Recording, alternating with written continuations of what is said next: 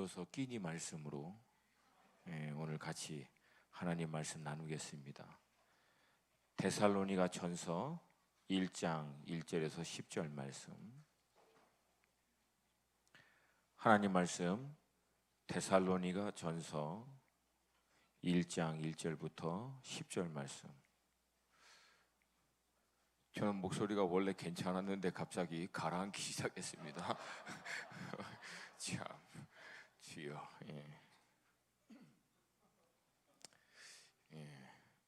우리 함께 하나님 말씀 1절부터 10절 한 몫으로 읽겠습니다. 시작. 바울과 실로아노와 디모데는 하나님 아버지와 주 예수 그리스도 안에 있는 데살로니가인의 교회에 편지하노니 은혜와 평강이 너에게 있을지어다. 우리가 너희 모두로 말미암아 항상 하나님께 감사하며 기도할 때에 너희를 기억함은 너희의 믿음의 역사와 사랑의 수고와 우리 주 예수 그리스도에 대한 소망의 인내를 우리 하나님 아버지 앞에서 끊임없이 기억함이니 하나님의 사랑하심을 받은 형제들아 너희를 택하심을 아노라.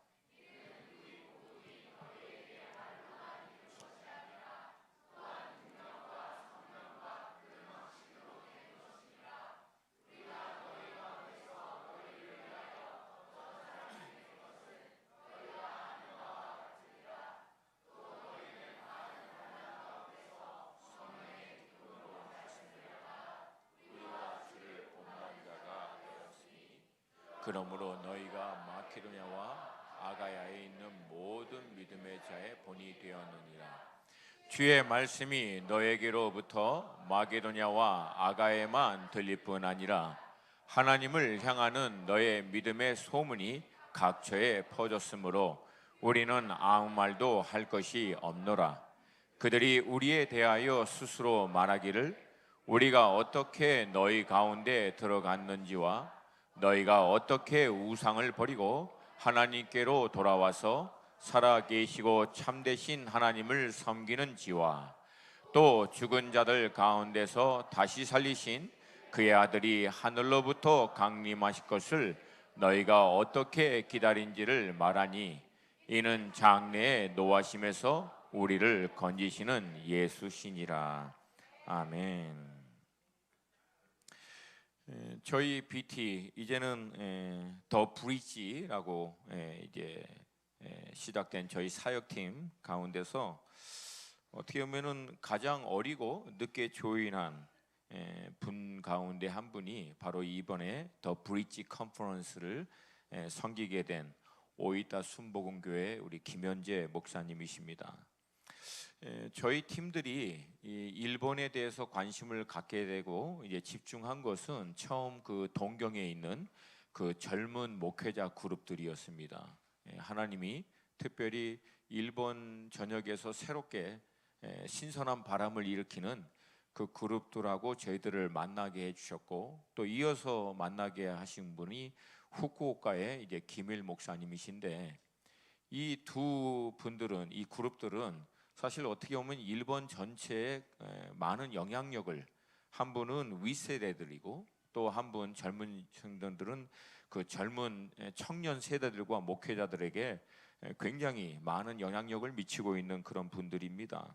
그래서 막연하게나마 이제 이 그룹들을 대하면서 저희들은 이 과정들을 통해서 하나님이 뭔가 놀라운 일을 하시겠구나 생각을 했는데 실제적으로 지금 와서 보면 저희들이 최종적으로 마음을 꽂고 헌신한 것은 전혀 우리가 생각지 않았던 일본에서도 시골 같은 그 베프 오이다의 지역이 되었습니다.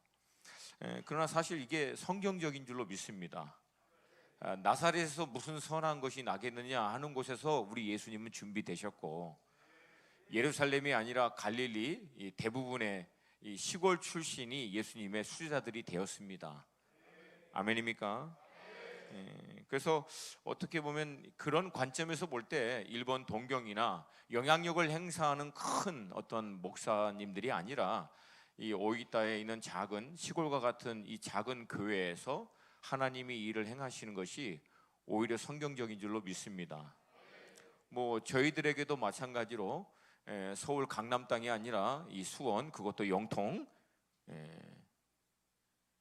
할렐루야. 반응들이 없으시네요. 이 영통 가운데 하나님이 선교적 교회를 세우시고 역사하는 것이 성경적인 줄로 믿습니다. 개인적으로 저는 이제 오이타 이 지역을 처음 접하면서 놓고 기도할 때 하나님이 이 오이타 지역이 일본의 영적으로 보면 아킬레스건이 될 것이다 라고 하는 마음을 주셔서 이 아킬레스건을 끊어버리면 일본이라고 하는 거인을 무너뜨릴 수 있는 돌파가 될 수 있다 라고 하는 감동을 갖고 우리 함께 섬기는 우리 그룹들하고 같이 나누는데, 우리 가운데 영적으로 촉이 가장 발달한 우리 조 목사님이 본인도 기도하는 가운데 이 오이타가 맞다라고 얘기하시고, 이 조 목사님의 영적인 촉을 최종 확인해 주시는 우리 고 목사님도 기도하시면서 이 오이타가 왠지 맞는 것 같다. 그래서 결국은 저희 전체 그룹이 사실 일개 작은 지역과 교회임에도 불구하고 어마어마한 시간과 애정을 여기다 쏟아부은 것이 사실입니다. 근데 그렇게 쏟아부었던 결과는 정말 평범하고 보잘것없는 것 같은 이 시골 교회 안에 하나님이 어마어마한 일들을 행하시는 것을 보게 된 것입니다. 할렐루야, 할렐루야. 처음에 갔을 때는 저희들 뭐 이건 뭐 도저히 어떻게, 우리 김현재 목사님이 막 굉장히 안쓰러워 보이고 불쌍해 보이고 어떻게 하면 여기서 구출해낼 것인가 뭐 이런 생각을 하던 그런 때였는데, 이번에 저희들이 결국 이 오이타 지역에서도 사실 30분 떨어진 히지라고 하는 시골이에요, 원래 있던 교회는. 그리고 결국은 이 교회가別府한 시내 복판에 새로운 성전을 구입하고 옮겨서 더 브리치 컨퍼런스라고 하는 것을 처음으로 개최할 때 모든 사람들이 놀랐어요. 그것도 2, 3년 안에 이렇게 어마어마한 일이 일어날 수 있었을까. 근데 여러분, 우리 하나님이 행하신 줄로 믿습니다. 성경 말씀대로 누구는 씨를 뿌리고 누구는 물을 주지만 결국 자라게 하시는 분은 우리 하나님이신 줄로 믿습니다. 근데 하나님이 그렇게 잘하고 역사할 수 있도록 결정적인 역할을 했던 사람들이, 믿음의 수고를 했던 사람들이 있음은 분명합니다. 사실 오이타 순복음의 김현재 목사님 네 분과 함께 동역하시는 우리 김영숙 목사님이 그 시골 같은 그 교회도 정말 조그만, 거기서 처음 사역을 시작할 때 아무것도 없었어요. 일본 할머니들 몇 분하고 한국 교포인, 제일 교포인 아줌마들 몇 명, 그 몇 명이 안 되는 그 교회에서 사실은 믿음으로 기도부터 시작하신 것입니다. 결국 그 믿음의 기도, 특별히 우리 김영숙 목사님 같은 경우에는 1000일을 교회에서 철야를 하셨어요. 여러분, 말이 1000일이지 거의 3년입니다. 여러분, 3년을 교회에서 철야하신 거예요. 교회의 부흥과 일본의 부흥을 위해서. 여러분의 삶 가운데서도 놀라운 부흥과 역사가 일어나기를 원하시는 분은 한번 1000일만 철야해 보시면 반드시 일어날 줄로 믿습니다. 아멘입니까? 제가 그 일들을 이제 쭉 들으면서 오늘 아침에 이제 기도하면서 선포하는 시편 말씀이 이제 같이 겹치는데, 이 말씀을 우리도 좀 믿음으로 함께 선포하기를 원합니다. 우리 시편 말씀 함께 이 두 구절 우리 자신을 향한 하나님의 말씀으로 선포하기를 원합니다. 시작. 눈물을 흘리며 씨를 뿌리는 자는 기쁨으로 거두리로다. 울며 씨를 뿌리러 나가는 자는 반드시 기쁨으로 그 곡식단을 가지고 돌아오리로다. 이 말씀이 이루어질 것을 믿습니까? 이거는 여러분 단순히 어떤 민족 차원, 교회 공동체 차원만이 아니라 우리 개개인의 삶의 차원에서도 이 말씀은 반드시 이루어질 것을 믿습니다. 아멘입니까? 아멘입니까? 눈물로 주님 앞에 기도했는데 주님이 아무것도 역사 안 하더라 라고 하는 얘기를 저는 25년 신앙생활 가운데 단 한 번도 들어본 적이 없어요. 반대로 눈물로 하나님께 매달리며 하는 기도는 반드시 응답된다라고 하는 얘기는 수도 없이 들었습니다. 그러므로 사랑하는 성도 여러분, 믿음이 있다면 눈물로 하나님 앞에 구체적인 기도의 제목으로 여러분 개인과 가정과 교회와 민족 그리고 열방을 위해서 계속해서 이 씨를, 눈물의 씨를 뿌려야 될 줄로 믿습니다. 그리고 그 모든 기도는 담겨서 하나님 앞에 올라갈 줄로 믿습니다. 아멘. 놀랍게도 오늘은 이제 제가 금요 예배 때 아무래도 이 오이타 순복음 교회에서 치루었던 이 더 브리지 컨퍼런스에 대해서 좀 나눴으면 좋겠다라고 생각하고 있는데, 오늘 아침에 제가 묵상을 할 때 본문이 데살로니가 전서 1장 1절부터 10절이에요. 근데 이 말씀을 묵상하는데 마치 이 말씀의 내용이 21세기의 오이타 순복음 교회에게 하나님이 주신 말씀처럼 들려요. 그래서 이 말씀을 계속 묵상하면서 이 오이타 교회 안에 진행됐던 일들을 이 말씀을 통해서 풀어가시는 하나님의 음성이 있었기에 지금 이 말씀을 여러분하고 같이 나누기를 원합니다. 특별히 우리가 지금 하나님께 이 교회로 인하여 얼마나 감사하는지 몰라요. 근데 오늘 본문에서 얘기합니다. 하나님께 감사하며 우리가 이 교회에 일어나고 있는 일들 때문에 하나님 앞에 늘 기도하고 있는데, 기도할 때 너희를 기억하면, 그리고 오이타 순복음 교회에 있는 그 국제 학생들, 젊은 아이들, 이 아이들이 주여 삼창하면서 한국식으로 기도하고 한국식으로 섬기고 또 한국의 선교사들이 갖고 있는 그 DNA를 그대로 가지고 몸부림치는 것들을 볼 때 얼마나 사랑스럽고 이들이 정말 하나님의 택함을 받았구나라고 하는 것을 확증할 수 있었던 것이에요. 여러분, 오늘 본문의 배경을 잠깐 좀 보길 원합니다. 우리가 알다시피 사도 바울이 2차 전도 때, 사도 바울은 원래 지금의 터키인, 당시에 이제 이 아시아 지역에 복음을 전하기 위해서 비두니아를 비롯해서 아시아 쪽으로 원래 가려고 했습니다. 그럼에도 불구하고 성령님이 계속 아시아를 향하고 있는 이 사도 바울의 이 걸음을 막습니다. 그리고 결국은 사도 바울이 마케도니아 환상, 근데 여러분 이 환상이 꿈을 꾼 게 아니에요. 이건 오픈 비전입니다. 그러니까 어떻게 보면은 하나님의 인도하심을 놓고 사도 바울이 기도하는 가운데 하나님의 오픈 비전으로 그에게 보여주신 것이 뭐냐면, 마케도니아 사람인지를 어떻게 알았을까요? 아마 옷이나 모습을 통해서 알았겠죠. 왜? 그 사람들은 유럽 사람이기 때문에 그래요. 왜? 사도 바울이 있었던 곳은 당시에 터키인 아시아 쪽이고 이 사람들의 모습은 유럽 모습인 거예요.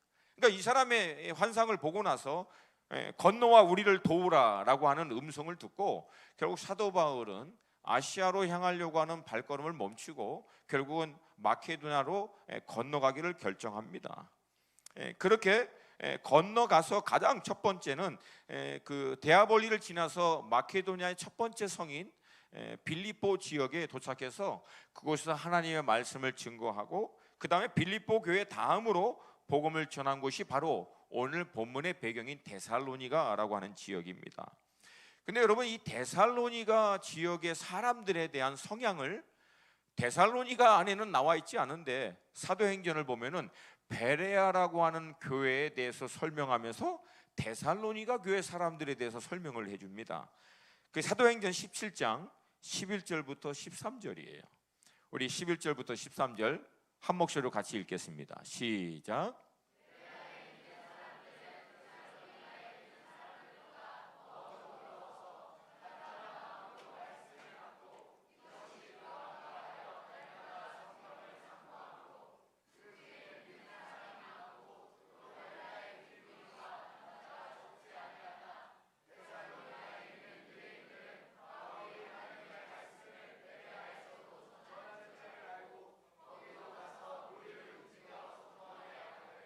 아멘.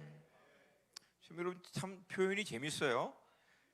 베레아에 있는 사람들은 데살로니가에 있는 사람들보다 더 너그러워서, 다른 번역을 보면 더 신사적이어서, 그러니까 여러분 이 얘기는 데살로니가 사람들은 어떻다는 거예요? 별로 신사적이지 않고 너그럽지 않은 사람이라는 거예요. 어떻게 보면 이제 성품적인 부분, 그를 나타내고 있죠. 그리고 이어서 베레아 사람들에 대해서 다음과 같이 얘기합니다. 간절한 마음으로 말씀을 받고 이것이 그러한가 하여 날마다 성경을 상고함으로. 영적으로 굉장히 좋은 태도와 자세를 갖고 있는 것인데 베레아 사람이라는 거예요. 보면은 굉장히 훌륭한 사람들이죠. 근데 그렇게 베레아 지역에서 하나님의 말씀이 흥왕을 하자 이 데살로니가 사람들이 오지랖이 넓어요. 이 베레아까지 내려와서 이 복음의 말씀이 흥왕되는 얘기를 듣고 핍박을 하기 시작합니다. 누가? 베레아 사람이 아니에요. 데살로니가에 있는 극심한 유대인들이 거기까지 쫓아온 거예요. 그래서 결국은 형제들이 바다라고 하는 지역에까지 결국은 이제 이 바울을 옮깁니다. 그리고 나서 에덴까지 이동시키는데 형제들이 따라옵니다. 왜 따라갔을까요? 중간에 해코지 할까봐. 이게 마음이 안 놓이는 거예요. 그러니까 에덴 밑에까지 내려갈 때까지 형제들이 보호해서 바울을 옮긴 거죠. 여러분, 그러니까 어떻게 보면은 이 데살로니가 사람들은 여러 면에 볼 때 어떻게 보면은 복음에 대해서 굉장히 적대적이고 수용적이지 않은 사람인가 반면 베레아 사람들은 굉장히 성품적이나 어떤 그런 영적인 태도나 자세를 볼 때 굉장히 복음에 수용적인 그런 모습들을 볼 수 있습니다. 근데 여러분, 놀랍게도 결과는 전혀 반대예요. 베레아 교회에 대해서는 이후에 성경에서는 더 이상 언급이 안 나와 있습니다. 근데 그렇게 덜 신사적이고 그렇게 막 그냥 핍박하고 하던 데살로니가 교회는 놀랍게도 사도 바울이 전서 후서를 통틀어서 어마어마하게 칭찬을 합니다. 여러분, 사도 바울의 13개 서신서 가운데 사도 바울이 칭찬한 유일한 교회는 데살로니가 교회 하나뿐이 없습니다. 사실 여러분, 사도 바울이 굉장히 이게 관점이 깐깐한 사람입니다.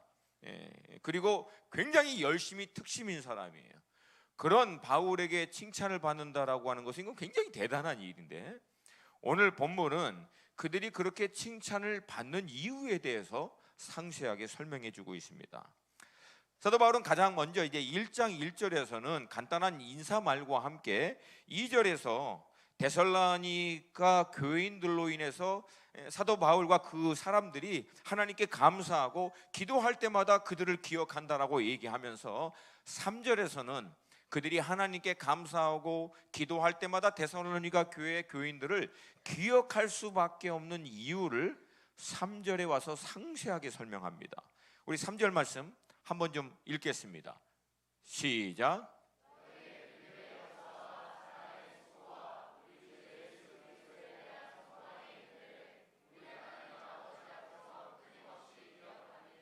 아멘.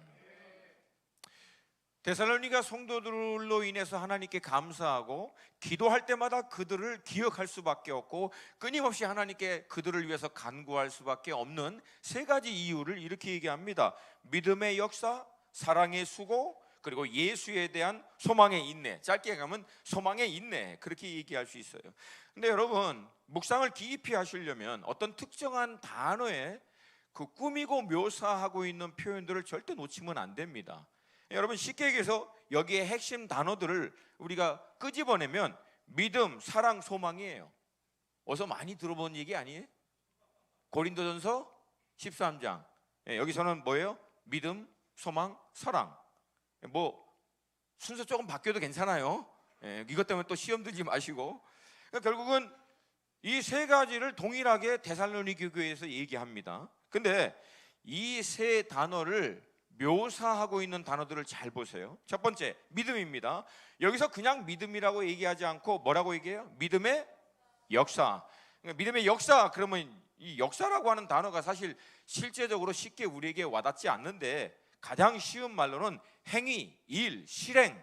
이래서 믿음을 정적인 어떤 표현보다는 실제적인 행동, 단순히 뭘 깨닫고 느끼고 뭘 아는 차원이 믿음이 아니라 믿는다면 어떻게 한다? 행동한다, 실행한다는 얘기예요. 아멘입니까? 아멘입니까? 그래서 여러분, 믿음은 명사가 아니에요. 믿음은 동사입니다. 믿으면 반드시 그 믿는 바에 대한 행동이 구체적으로 나온다는 거예요. 아멘입니까? 여러분, 믿지 않는 사람도 행동이 없는, 실천이 없는 지식은 죽은 것이다라고 얘기합니다. 그러니까 여러분, 믿음도 마찬가지예요.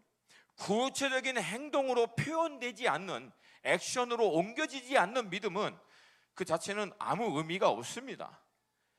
현대 그리스도인들이 갖고 있는 가장 치명적인 문제가 뭐냐면, 믿음을 자꾸만 지적인 깨달음,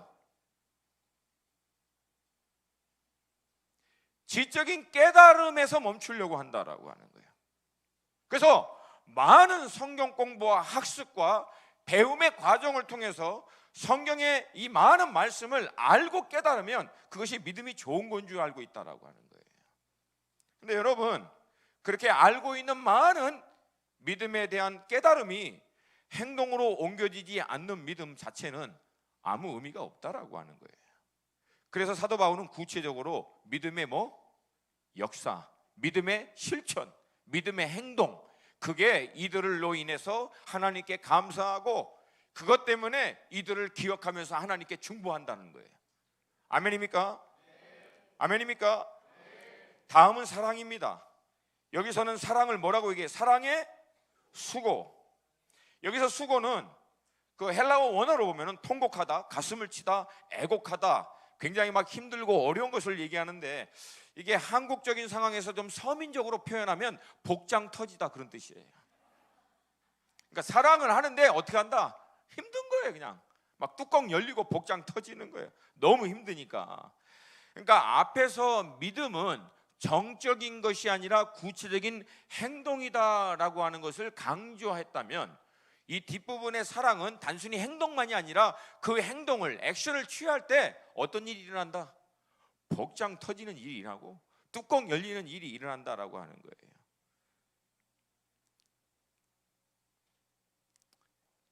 여러분, 혹시 사랑을 실천할 때 복장이 터지시는 분이 계십니까? 여러분, 잘하고 계시는 거예요. 아멘을 담대하게 하세요. 아멘입니까? 저는요, 목사님, 사랑이 뭡니까? 사랑의 정의가 뭡니까? 그러면 사랑을 글로 표현하는 거 어떻게 하는 게 사랑이지? 잘 모를 때가 많아요. 뭘 어떻게 해야 이게 사랑이지? 근데 여러분, 하나는 알아요. 누군가를 사랑하려고 할 때 복장 터지는 일은 많다는 거예요. 힘들 때가 많다는 거예요. 그러니까 여러분, 오늘 본문에서 그것을 정확하게 얘기합니다. 여러분, 누군가를 사랑하고 섬길 때 힘들고 어렵고 복장 터지는 일이 많다면 여러분, 그건 제대로 하고 있다라고 하는 거예요. 좀 크게 하세요. 아멘입니까?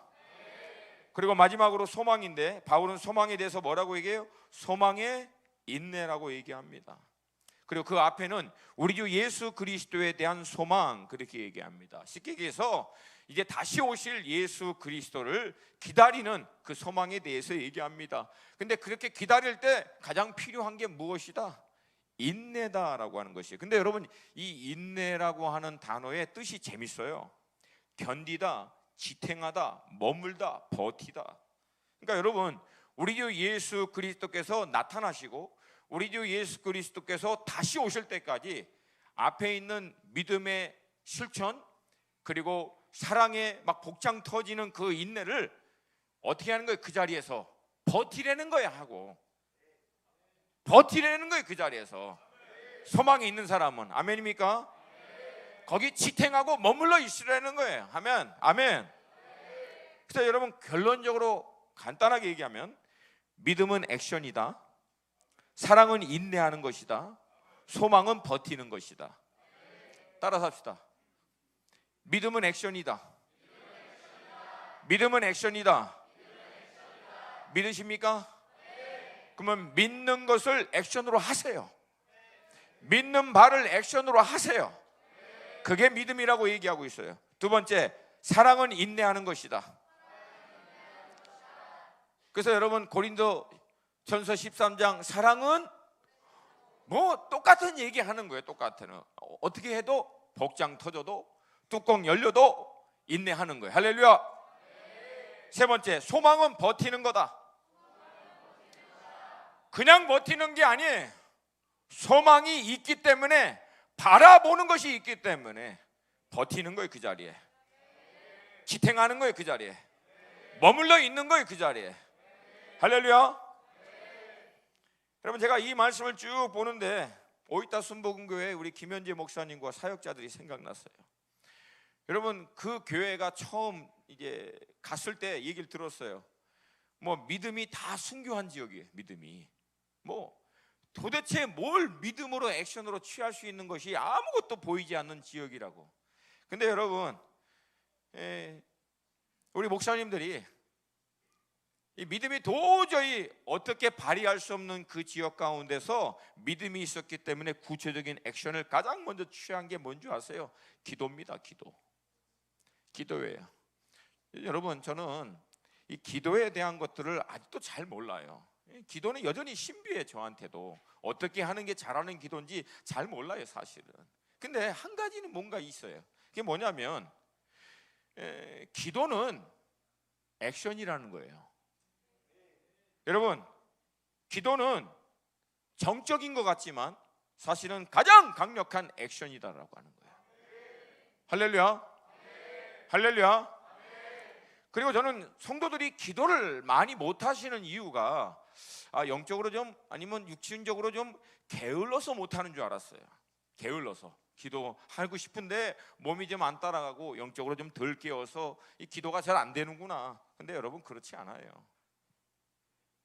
기도의 양은 정확하게 믿음의 양과 비례합니다. 이거는 게으른 문제가 아니에요. 알고 보니까. 그러니까 쉽게 얘기해서 믿음이 정말 있는 사람은 믿기 때문에 뭘 한다? 기도한다는 거예요. 왜? 하나님 들으시고 역사하는 것을 믿기 때문에. 그러니까 여러분, 이건 기도는, 잘 들으세요. 여러분, 제가 25년 기도하고 결국 내린 결론이에요. 기도 안 하는 건 게으름의 문제가 아니라는 거예요. 본질적으로 기도를 안 하는 것은 믿음의 문제라는 거예요. 안 믿으니까 기도 안 하는 거예요.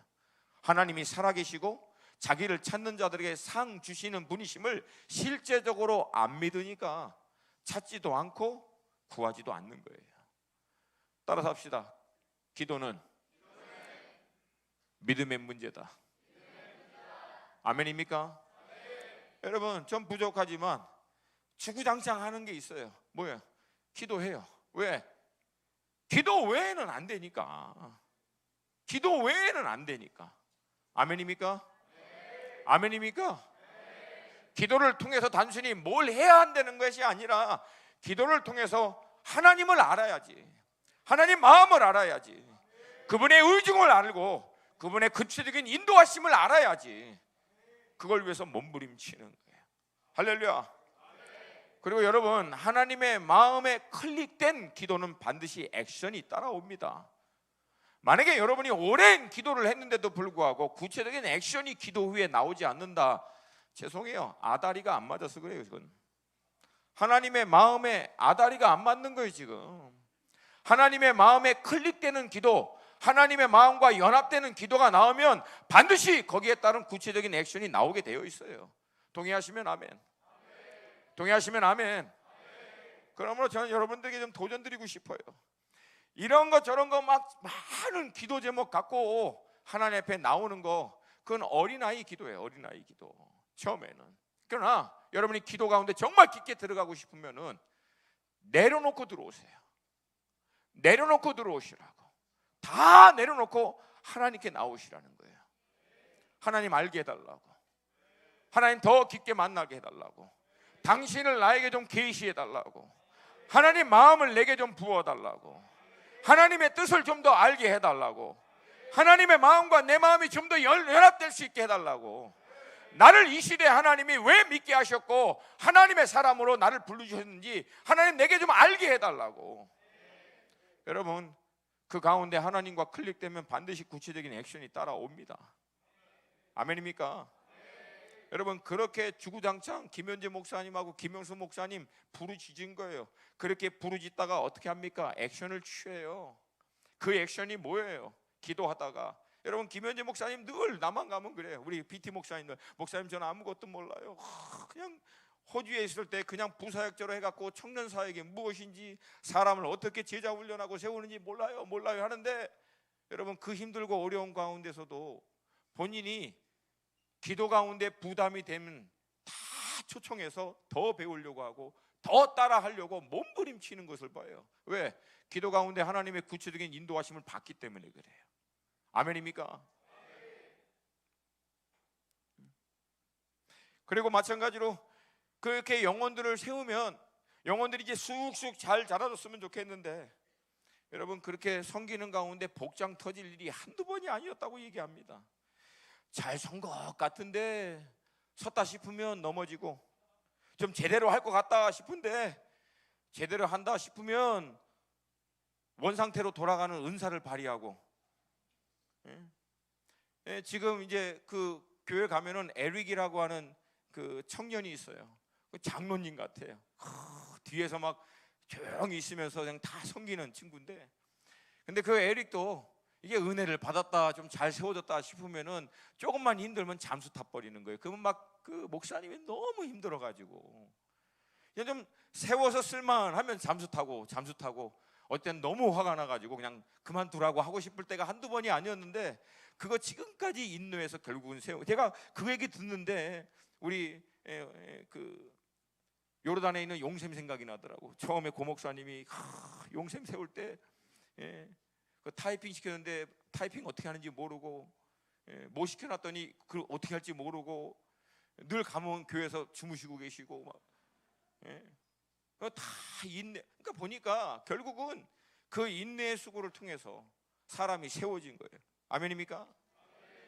여러분 그 교회 상황이 정말 열악했습니다. 근데 결국은 사람 세워야 한다라고, 그리고 선교적인 마인드로 아이들을 세워야 한다고 해서 없는 살림에 있는 거 없는 거 다 쏟아부어서 아이들 단기 선교 보내는데, 한 번은 정말 아이들이 너무 없다 그래갖고 자기가 끌어당길 수 있는 거 다 당겨서 거의 2만 불을 들여가지고 청년들 단기 선교 데리고 간 거예요. 여러분 그 조그만 교회에서 2만 불이 어떻게 나옵니까? 이거 우리 교회도 2만 불 모으기 쉽지 않은데, 근데 그렇게 해서 쏟아부어서 단기 선교를 보내놨는데, 학생 한 명이 낙타 타고 싶다고 50불 내고 낙타를 타더래요. 근데 그걸 보는 순간 뚜껑이 열리더래요. 나는 세상에 그 5불 그거 10불 그거 본인은 아껴서 다 모아가지고 부어서 했는데, 낙타 타고 싶다고 세상에 50불 자기 주머니에서 내고 낙타를 타더래요. 그러니까 그걸 보는데 막 복장이 터진다는 거예요. 복장이. 근데 그 학생이 나중에 그랬대요. 목사님 너무 타고 싶었어요. 그랬더래요. 그래서 목사님이 그러냐고 웃으면서 크게, 나 같으면 그냥 낙타 타고 집에 가 임마, 집에 가, 오지 마, 그러고 싶은데, 세상에 여러분 그게 쉬울 것 같죠? 절대 안 쉽습니다, 여러분. 그게 절대 쉬운 게 아니에요. 그러니까 그게 어디 한두 번 있겠어요? 그런 일들이 수도 없이 일어난 게죠. 그거 다 인내하면서 영혼들 한 명 한 명 세운 거예요. 특별히 우리 교회 리더십, 우리 셀 리더 여러분들 셀 멤버들 한 명, 두 명 섬길 때 복장 터지고 그만두라고 하고 싶을 때가 참 많은 줄로 알고 있습니다. 근데 여러분, 그러면 여러분 잘하고 있는 거예요. 아멘. 잘하고 있는 거예요. 여러분 처음 김 목사님이 오이타 순복음교회 섬길 때 3년간 뭐 했냐면 기도만 했어요. 사모님 뭐 했냐면 밥만 하셨어요. 그리고 운전만 하셨어요. 그러니까 사역이, 이건 뭐 아시죠? 지금도 그 큰 버스 운전을 여러분 5년을 하신 거예요. 이분이 5년을. 지금 이제 이사 가서 버스 운전 안 하는 게 제일 기쁘대. 제일. 5년 내내 학생들 실어 나르고 실어주고 이거 버스 운전하신 거예요. 사모님은 내 계속 밥하시고 먹이고 섬기고 그냥 있는 거 없는 거 다 쏟아붓고. 근데 여러분 그렇게 해도 불구하고 처음에 3, 4년 동안은 아무 변화도 없는 거예요. 근데 결국은 믿음으로 끝까지 그 자리에서 버틴 거예요. 머물러서 버티고 싸운 거예요. 그리고 결국은 하나님께서 역사하신 것을 본 거예요 지금. 할렐루야, 할렐루야. 여러분, 버티면 하나님이 역사하시는 것을 봅니다. 저는 이것에 대한 확신이 있어요. 버티면 보는 거예요 결국은. 아멘. 여러분, 이어서 바울은 이제 결론적으로 데살로니가 교회에게 다음과 같이 선포합니다. 4절 말씀이에요. 4절. 그것들을 통해서 이 4절을 담대하게 그들을 향해서 선포합니다. 함께 읽습니다. 시작.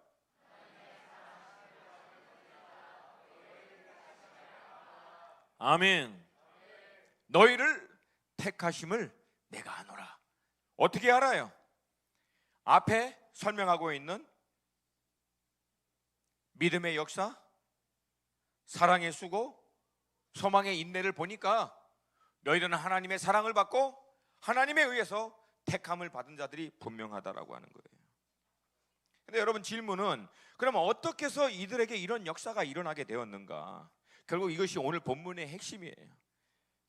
어떻게 저들은 믿음의 역사, 이 사랑의 수고, 그 다음에 이 소망의 인내를 감당함으로 하나님의 사랑을 받고 또 하나님의 택함을 받은 자가 되었는가? 이 설명이 5절에 나옵니다. 5절 같이 읽습니다. 시작.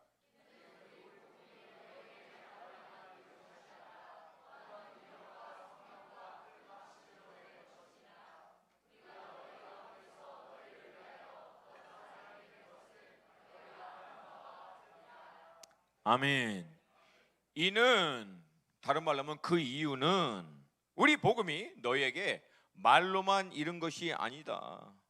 전한 자들도 그렇고 받은 자들도 그렇고 복음 자체를 단순히 말로만 받아들이거나 전하지 않았다는 거예요. 그리고 그러면 어떻게 그들에게 이르게 됐는가? 이 복음이 첫 번째는 능력으로. 여러분, 복음이 능력이 되는 비결이 있습니다. 그러니까 사도 바울과 그 팀이 이 복음이 능력으로 그들에게 전달되도록 했던 비결이 있어요. 그래서 뭐냐면 사도 바울과 그 팀 자체가 복음을 삶으로 살아냈던 사람들이에요. 여러분, 많은 성도님들이 얘기합니다.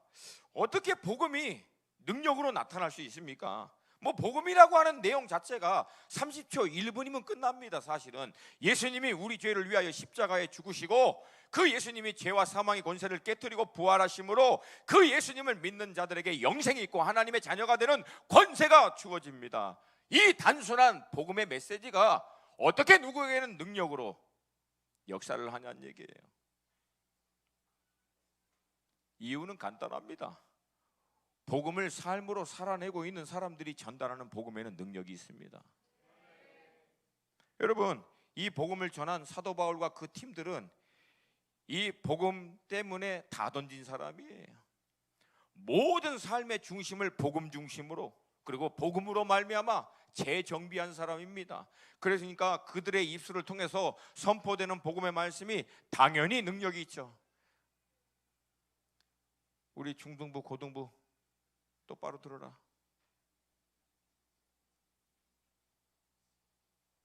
여러분, 복음이 능력이 될 수 있는 이유는 딱 하나입니다.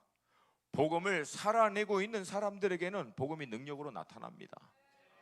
아멘입니까? 아멘입니까? 여러분, 이 복음을 살아내고 있는 자들에 의해서 전달된 복음이 또 받아들인 데살로니가 사람들도 이 복음을 그냥 받지 않았어요. 어떻게 이들이 복음을 받아들였는지 6절입니다. 6절 말씀 같이 읽겠어요. 시작.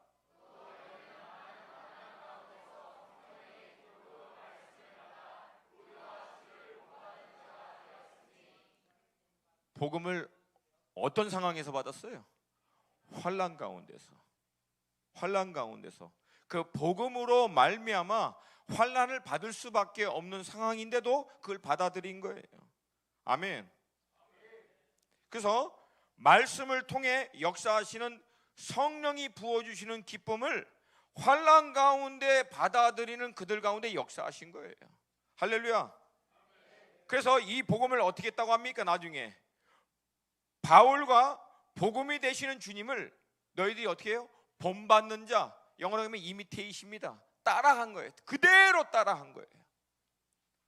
복음을 증거하는 사도 바울과 그 팀들, 그리고 복음의 주체가 되시는 예수 그리스도를 그대로 따라간 거예요. 어떻게? 환난 가운데서도. 그랬더니 성령의 강력한 기쁨의 역사가 나타나는 거예요. 할렐루야. 할렐루야. 그러니까 여러분, 복음을 삶으로 온전히 받아들일 때 성령의 강력한 역사가 나타납니다. 그리고 이 성령의 강력한 기쁨의 역사로 말미암아 복음에 더 온전히 살아가게 되는 거예요.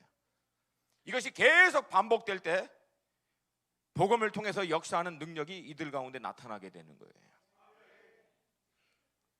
여러분, 이 단순한 복음이 여러분의 삶 가운데 살아 역사하는 복음이 되기 위해서는 간단합니다. 원리는 이 복음을 살아내도록 하세요. 나를 위하여 십자가에 죽으시고 부활하신 예수님이 정말 내 삶의 구주와 주인 되신 삶을 환난 가운데서도 어려운 가운데서도 믿음으로 살아내시도록 몸부림치면 그 복음 안에 역사하시는 성령의 강력한 기쁨이 환난 가운데서도 임합니다. 그리고 그 기쁨으로 말미암아 더욱 복음으로 살아내고자 더욱 온전히 들어가는 것이 가능하게 됩니다. 여러분, 이런 놀라운 복음의 소문은 데살로니가를 넘어서 마케도냐, 아가야까지 퍼져나갑니다. 그래서 여러분, 이처럼 살아있는 복음은 반드시 퍼져나갑니다. 단순히 이론이 아니라 삶으로 살아내서 역사하고 있는 복음은 퍼져나가게 되어 있다라고 하는 거예요. 할렐루야. 여러분, 이 오이타 순복음 교회 안에 일어나고 있는 일들이 지금 일본하고 이 주변에 있는 나라 가운데 지금 얼마나 놀랍게 지금 퍼져나가고 있는지 몰라요. 이 작은 시골 교회에서 시작한 이 교회가 APU라고 하는 이 국제 대학에 있는 이 학생들을 지금은 여러분 거의 20개국이 넘는 아이들이 이 교회에 지금 와서 우리 한국 사람들보다도 어떻게 보면 더 뜨겁게, 이번에 가신 분은 아시잖아요.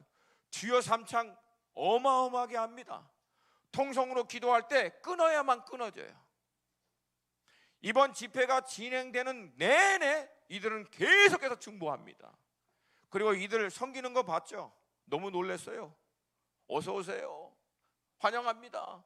한국말로 섬겨요. 애들이 뭐 호텔에다가 준비한 것부터 해서 강사님 준비하는 거, 그리고 그날 집회에 참여하는 사람들을 섬기는 모습을 보니까 이건 뭐 우리 BT 공동체의 어느 교회에 못지않게 섬기는 거예요. 애들이 불과 이 몇 년 안 된 아이들이.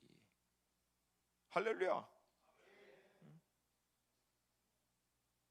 근데 여러분, 놀라운 것은 이 아이들이 그렇게 세워지기까지 이 교회 우리 김 목사님 네 분과 우리 김영수 목사님, 그리고 이 리더십 밑에 있는 우리 많은 사역자들, 리더십들이 얼마나 몸부림친지 몰라요. 그리고 그렇게 복음을 살아내서 전파한 그 복음을 받아들이는 아이들도 여러분 아시잖아요.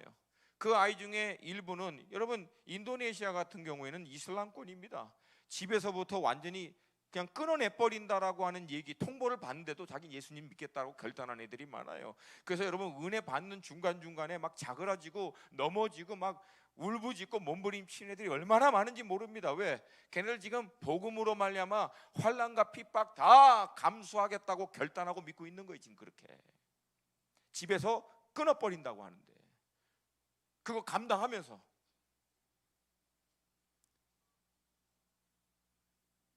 다 제3국 아이들이에요.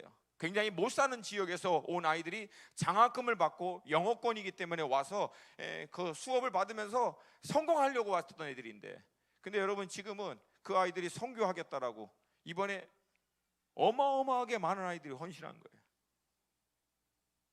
근데 여러분 그거는 자기네 집으로 돌아가고 자기네 고국으로 돌아갈 때는 이거는 굉장히 큰 위협과 도전이 됩니다. 그럼에도 불구하고 아이들이 나와서 헌신하는 거예요. 할렐루야. 환난 가운데서도 복음을 받아들이는 거예요. 글쎄요, 제가 이런 말씀을 드리기는 좀 조심스럽지만 왜 우리 가운데는 복음이 능력으로 역사하지 않는가? 환난이 없어서? 어쩌면. 근데 여러분, 제가 다른 관점으로 말씀드릴게요. 정말 복음을 살아내시려고 하면 반드시 환난을 통과하게 되어 있습니다. 그게 이 세상의 시스템과 스트럭처입니다. 아멘입니까?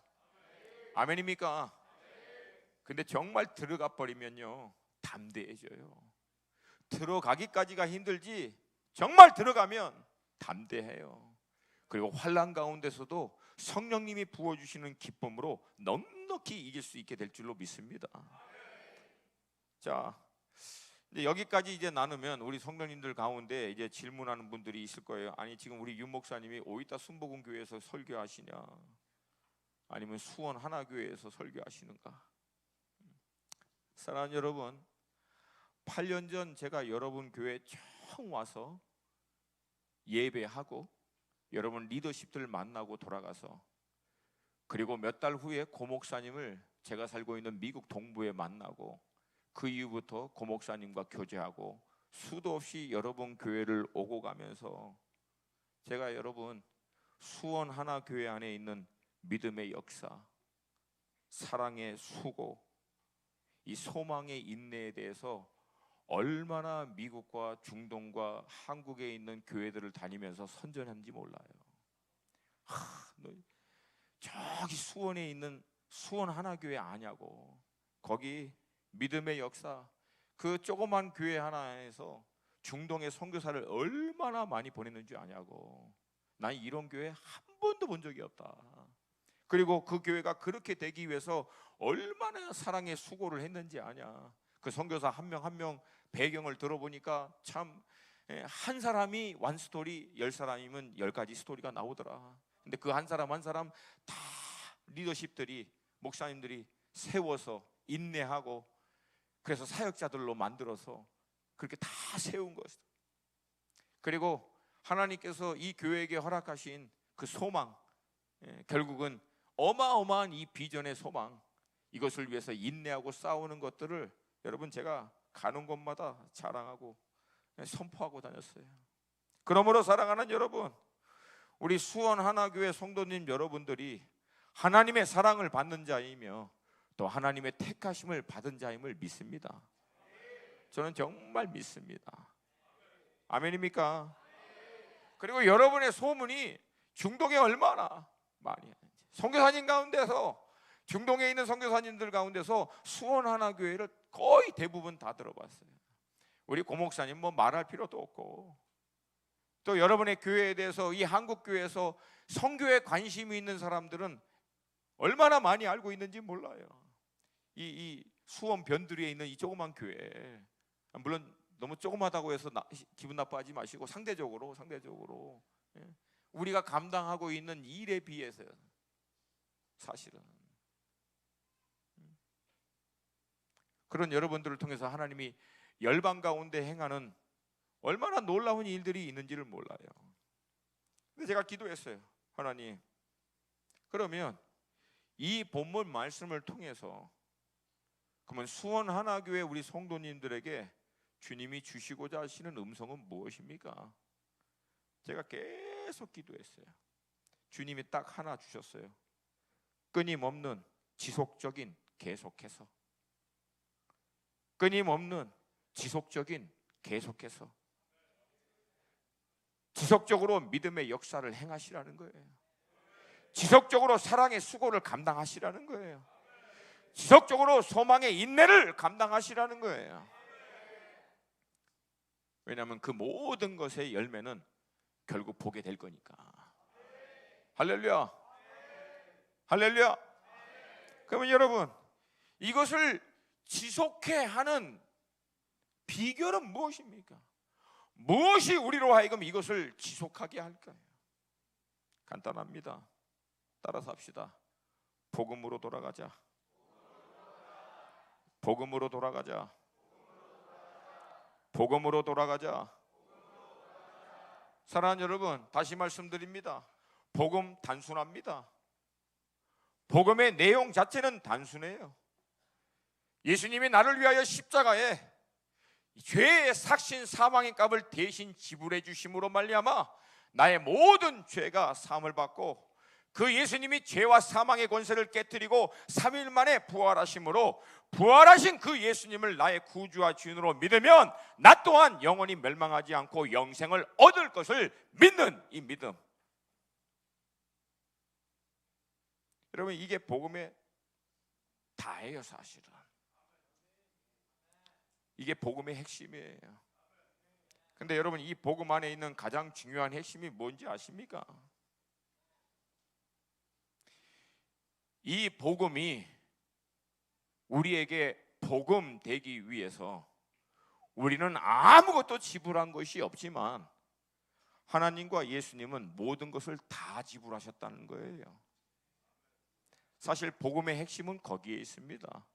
우리는 그냥 은혜로 믿음으로 이 복음을 받아들임으로 누리는 자가 됐지만 이 복음이 은혜 되기 위해서 값없이 우리가 그냥 받아 누리게 되기 위해서 하나님은 자기의 독생자 그의 아들을 지불하신 거고, 예수님은 이 땅에 하늘의 모든 영광 보좌 포기하시고 내려오셔서 여러분과 저와 같은 미약한 인간의 몸 안에 30년을 사시고 3년 반을 우리와 함께 수고하시고 결국은 우리가 치루어야 할 죄의 삭신, 모든 수치, 모든 멸시, 모든 조롱, 그리고 마지막엔 사망까지 본인이 직접 다 치르신 거예요. 그래서 이게 우리에게 복음, 굿뉴스, 좋은 소식이 된 거예요. 이 복음으로 돌아가셔야 돼요. 많은 분들이 얘기합니다. 복음을 처음 믿을 때면 뭐 은혜로 하나님의 사랑 이걸로 믿게 한데 왜 믿고 난 다음에는 헌신과 어떤 희생과 이런 것을 강요하냐고. 여러분, 만약에 그렇게 혹시라도 묻는 분이 계시면 여러분 복음 잘못 들은 거예요. 복음은 사랑으로 은혜로 전파하고 난 다음에 믿고 난 다음에 어마어마한 희생을 하라고 요구하는 게 아니에요. 여러분, 복음 자체가 모든 걸 다 내려놓으라는 얘기예요. 복음 자체가. 동의하시면 아멘. 동의하시면 아멘. 복음 자체가 예수님을 나의 구주와 주인으로 믿는 것을 얘기합니다. 그분이 나의 구주고 그분이 나의 주인인 것을 믿음으로 구원을 받은 것이 맞다면, 그걸 정말 믿는다면 믿음의 주여 온전케 하신 주님이 내 구주 되신 것, 주인 되신 것을 믿는 사람은 그분을 쫓아가게 되어 있다는 거예요. 할렐루야. 근데 그것이 희생스럽고 고생스럽고 어마어마하게 모든 걸 다 지불하는데 잘 안 되는데 막 몸부림치면서 해야 되는 일이 아니에요. 기쁨으로 하는 거예요. 그분의 사랑 때문에, 그분의 은혜 때문에.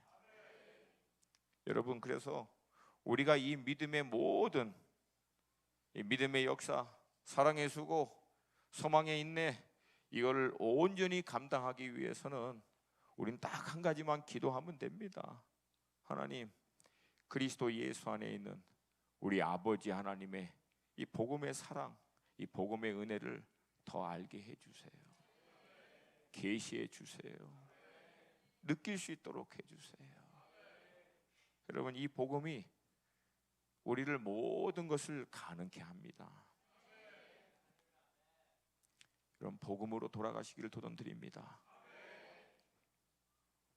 하나님의 아들인 예수님이 여러분과 저를 위해서 죽으셨습니다. 여러분과 저 살리려고.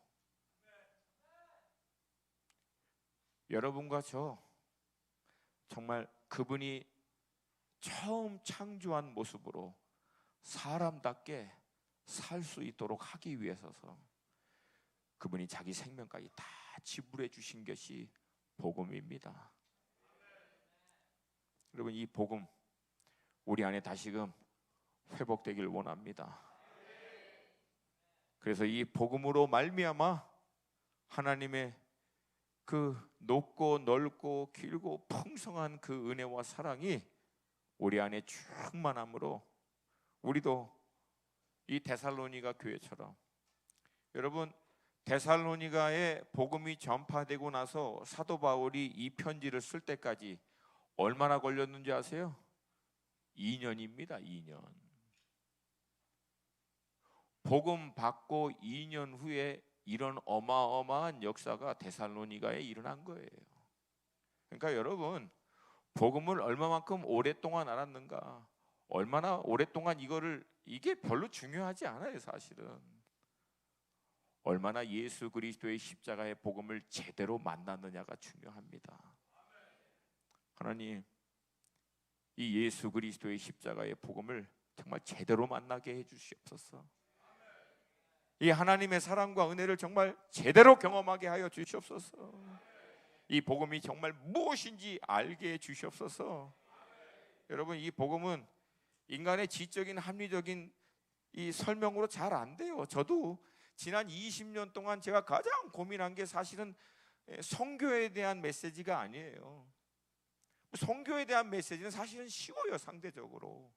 여러분, 모든 설교자가 가장 힘들어하는 설교가 뭔지 아십니까? 복음 설교예요. 왜? 내용이 너무 뻔해. 뭘 복음을 어떻게 포장해봐야 뭘 어떻게 포장하겠어요. 1, 2분만 얘기하면 끝나는 내용인데 사실은. 근데 제가 계속 몸부림친 거예요. 어떻게 하면 이 복음의 말씀을 잘 전할 수 있을까? 내린 결론이 있어요. 이것은 인간의 이성과 합리적으로 설명할 수 있는 말씀이 아니다. 이거는 성령님이 역사하셔야 된다는 거예요. 하나님이 역사하셔야 된다는 거예요. 여러분, 복음을 회복할 수 있기를 도전드립니다. 성령님이 역사할 수 있기 위해서 우리가 할 수 있는 것은 뭐예요? 부르짖는 거예요. 그냥 딥다. 하나님, 복음을 더 알게 해주세요. 복음의 감격에 더 빠지게 해주세요. 나의 모든 이론, 이성, 합리 이것을 다 깨트려 버릴 수 있는 강력한 복음의 능력을 내 안에 회복시켜 주셔서 이 복음으로 말미암아 나도 하나님 믿음의 역사, 믿음의 액션을, 사랑의 이 수고를, 소망의 인내를 감당하는 자가 되게 하여 주셔서 그런 여러분과 제가 되시기를 주님의 이름으로 축복합니다. 우리 좀 다 자리에서 좀 일어났으면 좋겠습니다.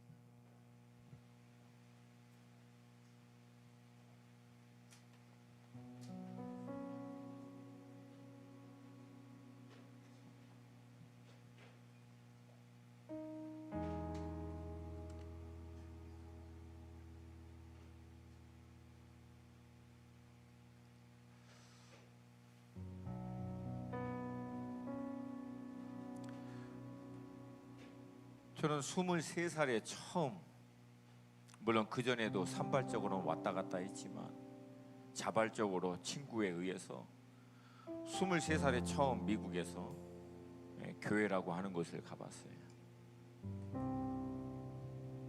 그리고 여러 가지 성경 공부를 통해서 이런저런 얘기를 듣다가 결국 이제 목사님의 도전에 의해서 말씀을 읽기 시작했어요. 그렇게 말씀을 1년간 한번 읽어보자 결단하고 읽기 시작한 지 한 6개월 됐을 때, 지금도 기억나요. 요한복음을 읽을 때 이 말씀을 읽다가 중간에 내 안에, 지금도 논리적으로 합리적으로 설명이 안 돼요. 근데 내 안에 이 예수님 내가 믿고 싶다. 이 예수님이 정말 나의 삶의 주인 되셨으면 좋겠다. 그래서 성경 말씀을 읽다가 말씀 펴놓고 그 앞에서 무릎 꿇고 주워 들은 게 있잖아요. 예수님이 내 삶의 주인 되어 주시옵소서. 예수님이 나의 죄를 위하여 십자가에 죽으신 거 내가 그 인정합니다. 난 죄인입니다. 그리고 나는 내 삶을 스스로 책임 못 집니다. 예수님이 내 삶을 책임져 주시옵소서. 내 삶의 주인 되셔서 나를 인도하여 주시옵소서. 그렇게 고백한 기억이 나요. 지금 생각하면 왜 그렇게 했을까? 어떻게 그게 가능했을까? 몰라요. 설명이 안 돼요. 근데 그때는 그게 됐어요. 그리고 지금도 계속해서 스스로에게 던지는 질문은 딱 하나입니다. 제가 늘 스스로에게 던지는 질문은 하나예요. 성철아, 예수님이 네 삶의 주인 맞냐? 윤성철, 예수님이 너의 구주가 맞냐? 맞다라고 결론에 이르면 그러면 올인하자. 주인에게 올인하자. 나의 구주님께 올인하자. 저는 복잡하게 생각 안 해요. 예수님이 정말 내 삶의 주인과 구주가 될 만한 가치가 있는 분이라고 확신한다면 그분에게 올인하자는 거예요.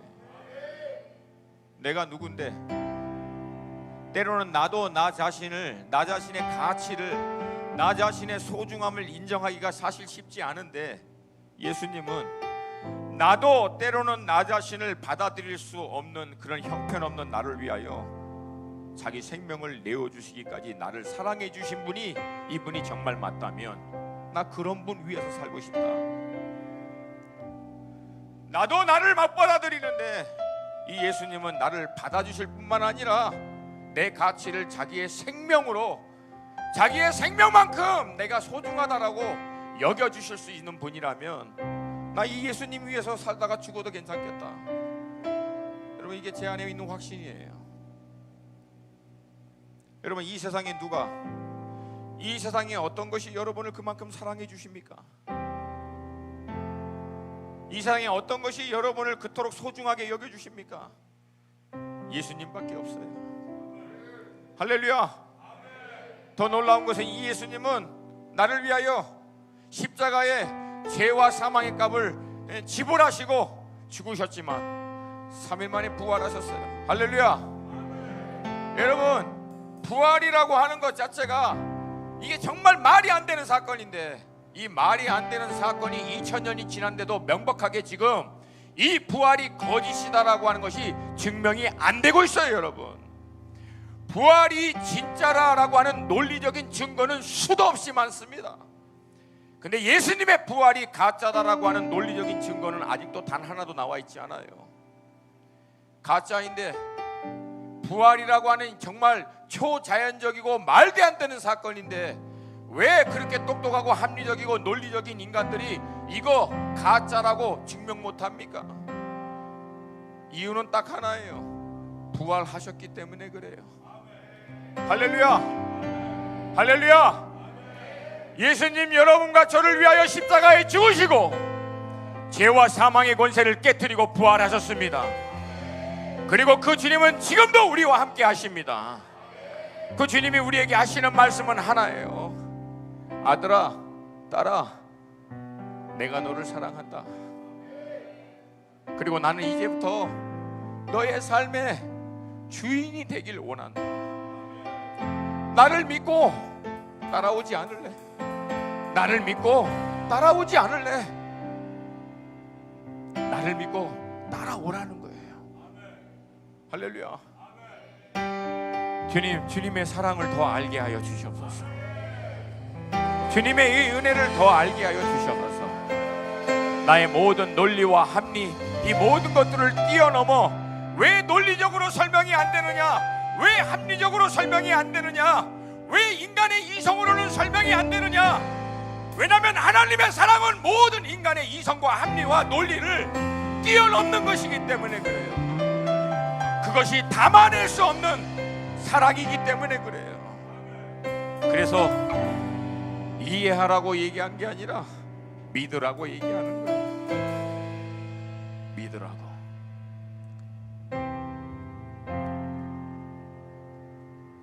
제 안에 이 감동이 있어요. 우리 안에 아직도 이 복음에 대해서 확실하지 못하는 분들, 정말 이 복음에 대해서 아직도 마음으로 확증하지 못하시는 분들, 사랑하는 여러분,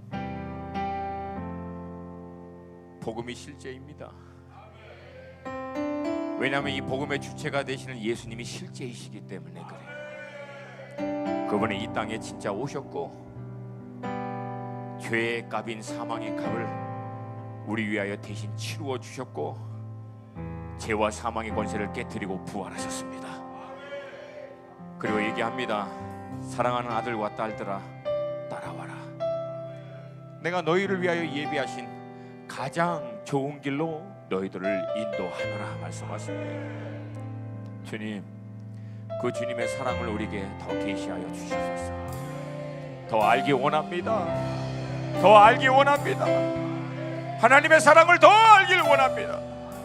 독생자를 우리에게 위하여 내어주시기까지 우리를 사랑하신 하나님의 사랑을 우리 가운데 더 알려주시옵소서. 알게 하여 주시옵소서.